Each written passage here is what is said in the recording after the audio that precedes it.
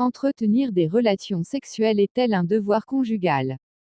Avant de commencer, suivez-nous sur Facebook et abonnez-vous à notre chaîne YouTube pour ne rater aucune de nos prochaines vidéos. Le lien est dans la description. Merci. Le fait de refuser d'avoir des relations intimes avec son époux peut être considéré comme une faute lors de la procédure de divorce.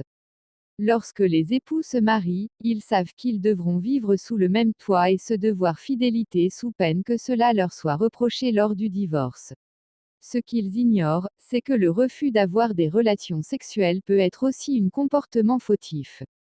En effet, les juges reconnaissent que les rapports sexuels entre époux sont notamment l'expression de l'affection qu'ils se portent mutuellement, tandis qu'ils s'inscrivent dans la continuité des devoirs découlant du mariage.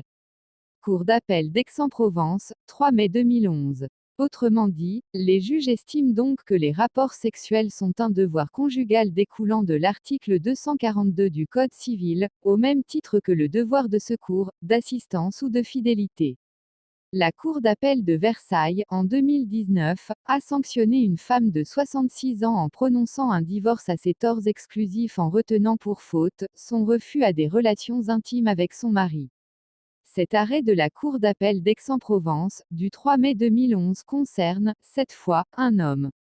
Il avait alors été condamné par la justice française à verser 10 000 € à sa femme pour avoir manqué à ses devoirs conjugaux pendant plusieurs années, causant ainsi un dommage à réparer.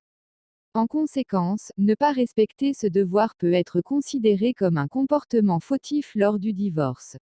Dans quel cas le refus d'avoir des relations sexuelles est une faute?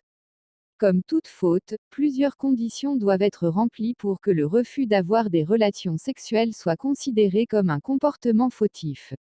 Le refus doit être prolongé. L'époux ne doit pas avoir simplement repoussé quelques avances de son conjoint pour que le comportement soit fautif. Le refus d'avoir des relations sexuelles doit être répété et s'inscrire dans la durée. Par exemple, dans un arrêt de la Cour de cassation du 28 janvier 2015, les juges ont reconnu que refuser d'avoir des relations sexuelles pendant plus de 8 ans constitue une faute. Le refus ne doit pas être partagé. Les époux peuvent décider d'un commun accord de ne plus avoir de relations sexuelles. Dans un tel cas, la faute ne peut être retenue contre un des époux. Le refus ne doit pas être dû à un problème médical. Si l'époux est dans l'incapacité physique d'avoir des relations sexuelles, il ne peut pas lui être reproché son comportement. N'oubliez pas de vous abonner et cliquer sur la cloche de notification. Likez la vidéo, partagez-la avec vos proches. Laissez aussi votre point de vue en commentaire. Merci.